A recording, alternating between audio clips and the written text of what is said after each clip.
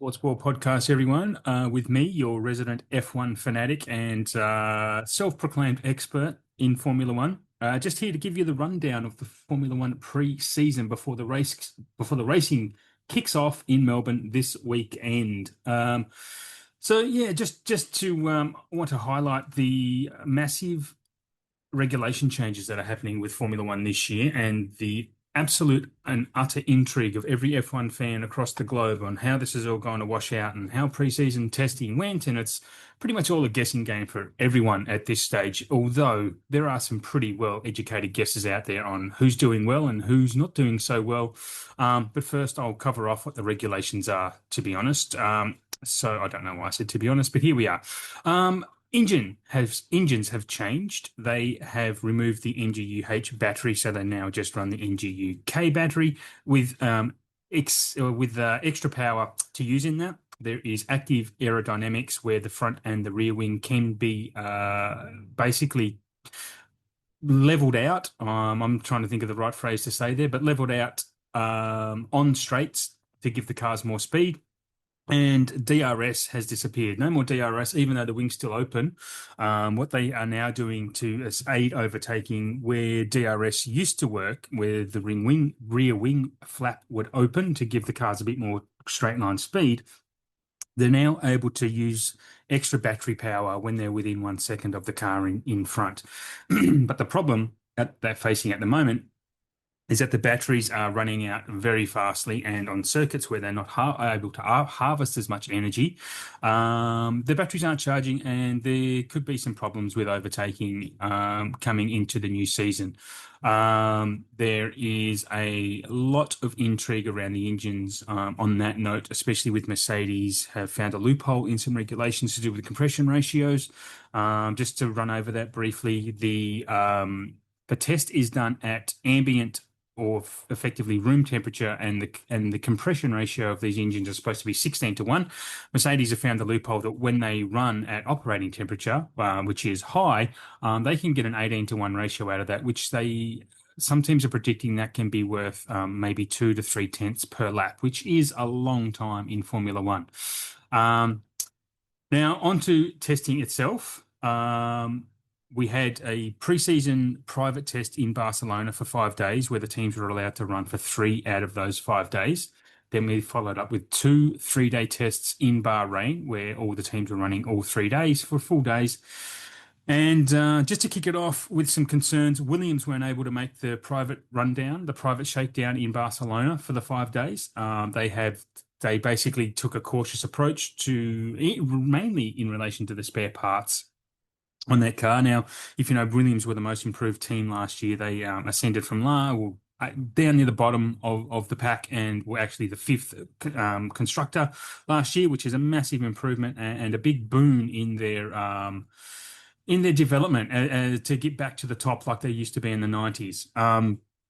Now, Aston Martin also had a lot of problems, and it's coming out now that the Honda engine is not up to speed. Honda have said that Aston Martin demanded quite a few changes with the engine, which basically Honda acceded to and actually tried to make those changes, but they haven't come off as well as they should have.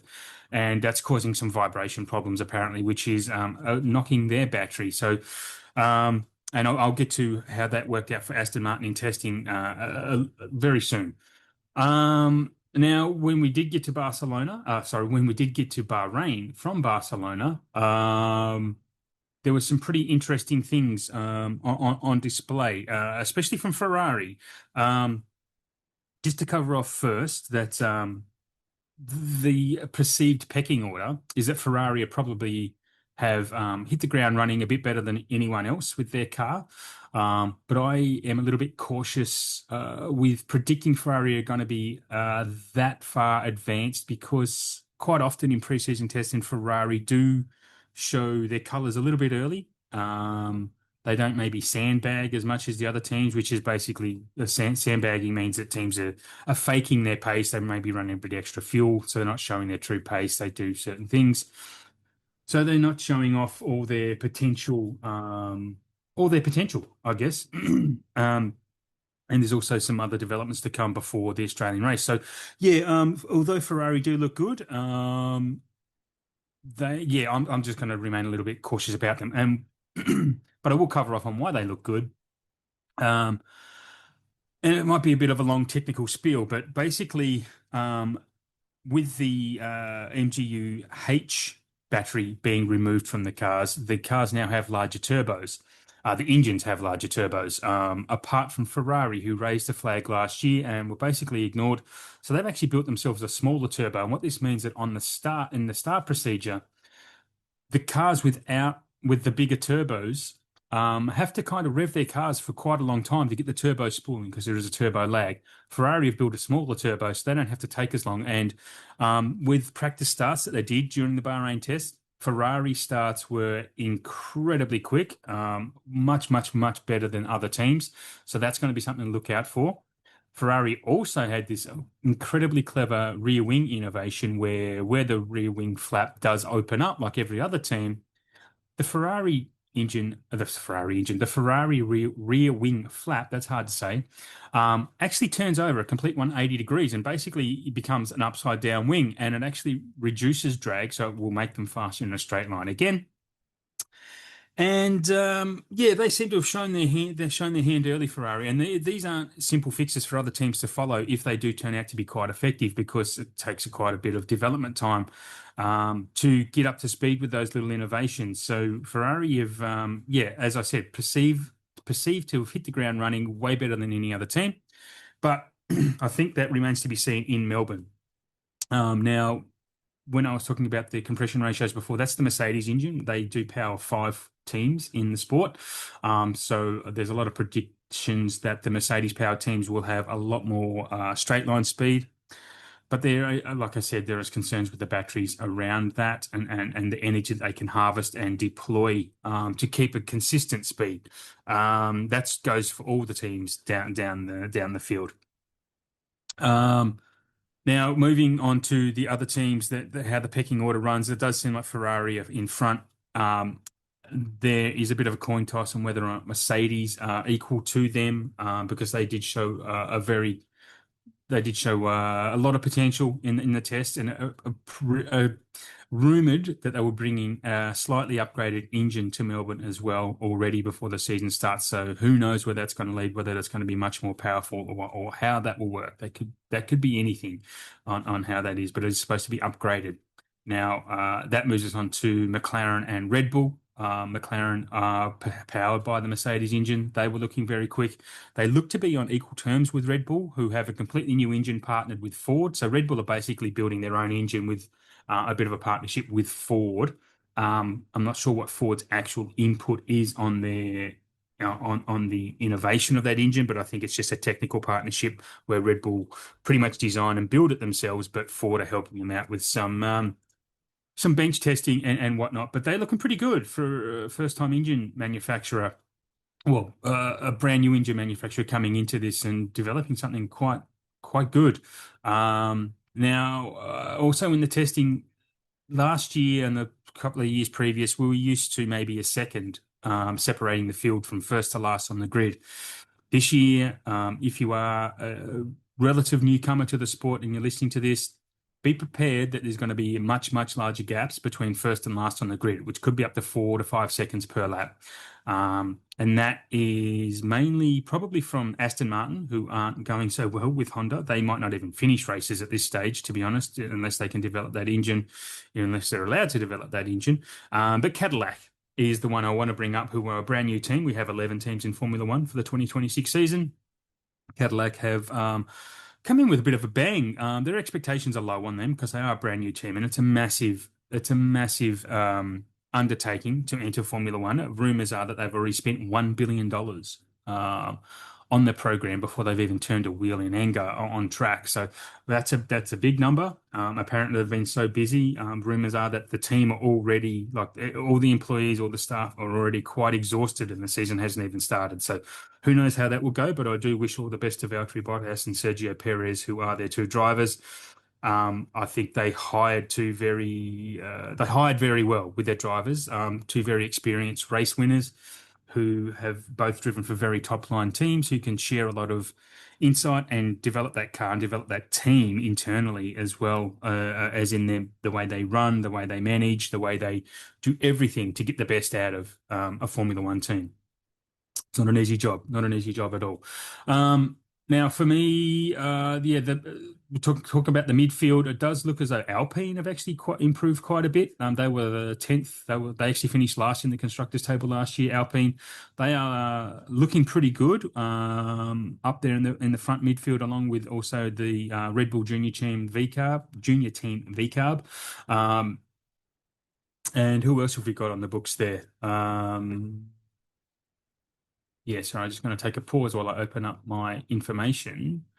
It's looking like, yeah, Audi. Audi also they have taken over. They've been operating under the Sauber name for the last few years, but with the new regulations, they had already planned to enter as Audi. They are a new engine manufacturer, so they again, another team who are building their engine for the first time. It's actually quite a loud engine. It's much louder than the other team. So it's going to be really interesting to see how they progress. A lot of money behind them, a lot of technical now, a great pedigree behind the scenes and who are running the team and building all this stuff. A couple of great drivers. Hulkenberg's very experienced. Bortoleto is a rookie last year and shows a lot of promise. Bortoleto could be a future star given the right car and the right time. And it's going to be really interesting watching those. Haas, the original American team, or the original this century American team, looking very good as well, which I am actually loving seeing that. They have a Toyota backing now, and I'm actually predicting within the next year or two that Toyota will effectively buy Haas out and become a Toyota racing team. That's just a little prediction from me, but they're looking really good up there with Alpine. And Racing Bulls probably as the second tier on the grid at the moment, and Audi, Cadillac, Aston Martin, Williams are all looking down near the lower end of the pecking order at this stage. But everything is up for grabs, which is going to bring me to the next thing I kind of really want to talk about is the development race.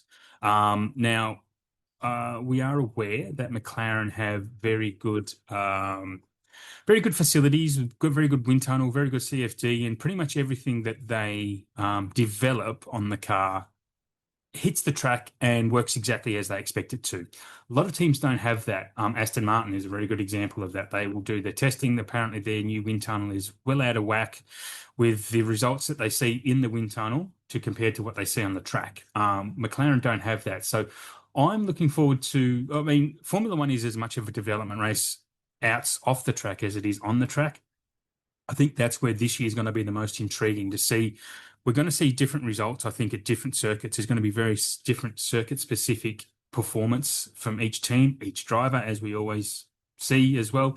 I think 2026 is going to be an epic Formula One year, but not for the reasons that most casual race fans would want to see. I don't think we're going to get a massive amount of close racing. There's going to be a lot of cars being lapped over and over again. We could see cars getting lapped 2 or 3 times.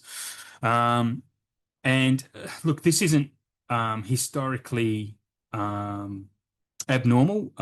This was kind of the norm back in even as far as the early 2000s, where teams were like 2, 3, 4 seconds off a lap.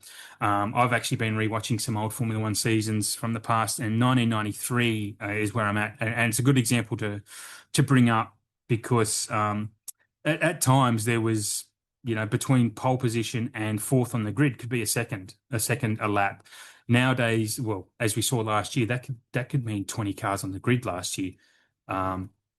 So I'm really keen to see where the development goes. My money is on McLaren developing better than anyone else because I just think they have that pedigree in them. I do think they do have the best driver lineup on the grid for sure. Oscar and Lando are both extremely quick, both extremely competent. Oscar's going to improve again a bit this year over last year, where he holds up in these new regulations compared to Lando. There's a bit less grip in these cars.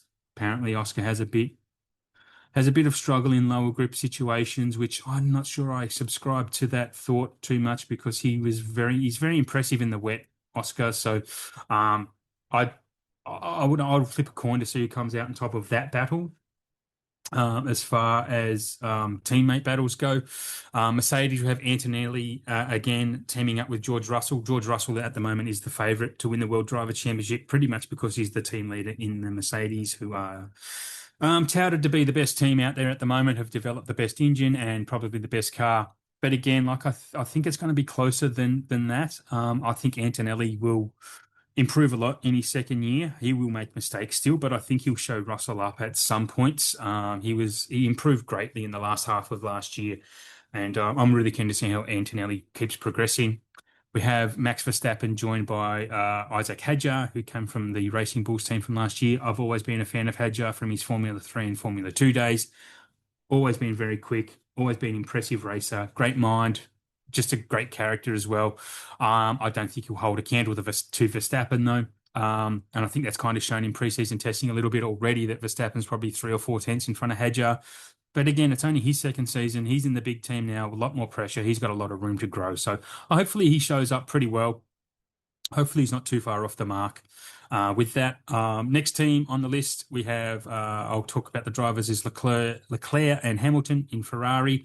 Hamilton's looking much more energized at the moment, rumored to be dating Kim Kardashian. Silly boy. But I'm interested to see how he holds up against Leclerc in a bit more of an even playing field with a whole new set of regulations coming in, and now it's basically starting from scratch for both of them, where Leclerc was more used to that old Ferrari than Hamilton clearly was, because as close as these cars are, they're all very, very different to drive, and Hamilton just wasn't getting used to last year's car, and Leclerc had many years' experience in that same car, and that's kind of why I think he outshone Hamilton last year. This year's going to be very different. I don't know whether age will play a factor in Hamilton. I do sneakily think that my hot take is Leclerc is probably the second best or second quickest, maybe not best. There's difference between the quickest and the best. But Leclerc is definitely the second quickest driver out there on their day in this perfect circumstances, perfect car, perfect everything. Verstappen has it over Leclerc.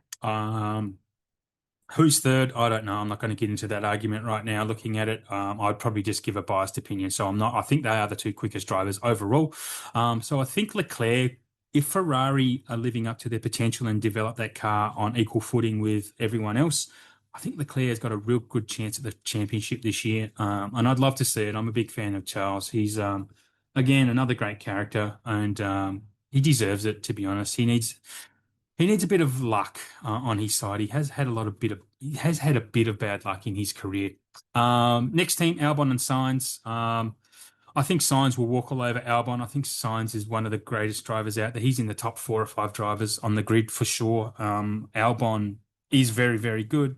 Don't get me wrong, but I think Carlos will have the wood on him. I think he'll get him. And he was showing that again at the end of last year. He got on top of that Williams. He scored the team 2 podiums. They haven't scored a podium in like over a decade. So that was around a decade. So that was great to see, and I think you'll have him.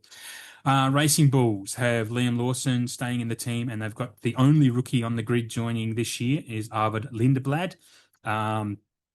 Again, really impressive in the junior formula, Arvid. So we'll be really intrigued to see how he goes. I was kind of thinking Pepe Marti from Formula 2, which is also in the Red Bull family, might get a crack. If Lindblad doesn't do well, maybe Pepe will, but actually no, he won't, because he races Formula E now. I'll take that back. Anyway, it's going to be very interesting to see how Racing Bulls goes probably at the top or near the front of the midfield. Another interesting battle. Aston Martin from last year. I don't hold much hope for them. I would be surprised if Alonso continues to race next year. This may be his last season. I'm actually kind of thinking if that car is so terrible, Alonso might just pull out, might retire mid-season after 4 or 5 races even, if that car is as big of a piece of shit as it's showing to be, and if they don't get something right. Alonso was hanging around for these regulations to get back on top, but I don't think it's going to happen with this team, sadly, even with Adrian Newey behind the drawing board designing this car. I don't think it's going to be the car's fault. It's going to be the Honda's fault again. And poor old Alonso, if you know Alonso and have followed the sport for a little bit, his history with Honda is not great, because Honda were McLaren when Alonso was driving for McLaren in the mid 2010s, 15, 16, 17. Honda was supplying those engines to them too in a new engine formula, and it was a terrible engine.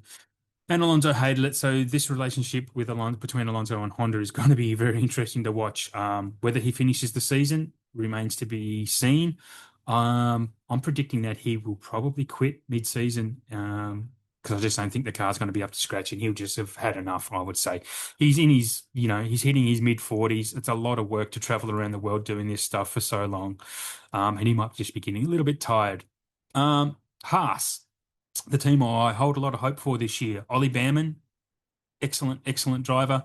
As I predicted last year, if you go back to an episode that we released on Sportswell around this time last year, I did predict Ollie Behrman would get the best of Esteban Ocon, his teammate, and he did for the most part. Was out qualifying him, out racing him, doing quite a bit. He outscored him in points only just, but um, yeah, the performances were much better than Ocon's. Ocon got a bit more luck than Behrman did, I think, in certain races, which got him a bit more points than he probably deserved.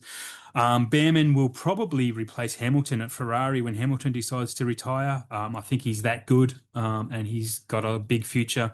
I will be watching Haas with a lot of well, big eyes, I would say, because I think they're going to do very well. They do have the Ferrari engine as well, which could be very interesting, especially come race start time, how many positions they might be able to make up on race starts with that Ferrari engine.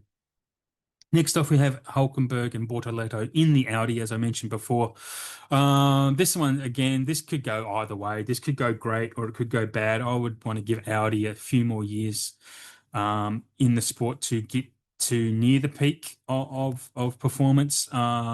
But this is going to be just more of a trial year, but it's going to be interesting. I think they'll score points, absolutely, but I'm just not sure they're going to be up there consistently, if that makes sense. Alpine, it's good to see them back on top. Still not a fan of Colapinto. I just don't think he's good. And watching Drive to Survive at the moment, the way they kicked out Jack Doohan last year, Alpine, for Colapinto, who did probably worse than Doohan, honestly. They gave him more time because I think I'm on record of saying this plenty of times, but Colapinto has money behind him, he has backing. He's got someone kissing his ass because he doesn't deserve that seat, not more than Jack Doohan does. But anyway, here we are. I'm a bit bitter about that because Jack Doohan's obviously a fellow Australian, but more than that, he actually was brought up in the same suburb and same town that I live in. So I've got a bit more of a connection to Doohan there than I ever expected to. But anyway, Doohan's not out of it. He is the reserve driver for Haas, who I was talking about just a moment ago. But keen to see Alpine do well. They were run by Renault, who didn't develop an engine for this year because they are now running the Mercedes engine. So they will do better just because of that alone. But they might have developed that car pretty well. So they look to be at the front of the midfield. So be interesting to see if that is true or not. And lastly, but certainly not least, I don't think, is Cadillac, the new team, as I talked about before, Perez and Bottas. I'm going to be interested to see how they operate. They might not even finish a lot of races. They are running the Ferrari engine, though, so that's another plus for them. But probably expect them to be tailing around the back of the field for pretty much most of the year. If they score a point this year, that'll be a win in itself, to be honest. So they might get there through retirements or a bit of rain and a bit of luck, a bit of safety car luck. But that will be the only time I think they will score a point is when they get a bit of a luck of the Irish, as they say. Anything else I need to cover off on? Probably not. Thank you for tuning in. Just on that note, I will be doing post-race thoughts, opinions, analysis. I'll say analysis. I don't think I'll really be analyzing races, but I'll be coming on to talk about them after each race now on this podcast feed. So keep it open if you want to listen to me ramble about Formula One. If you even want to join me to talk about these races, hit us up. And I'd love to have you on as long as we can get the time zones right. And yeah, we'll talk about Formula One together and become one of those groups who just dribble on and get abused by other F1 fans for our hot takes and opinions.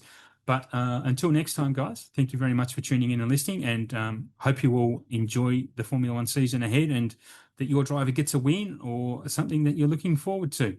Until next time, bye-bye.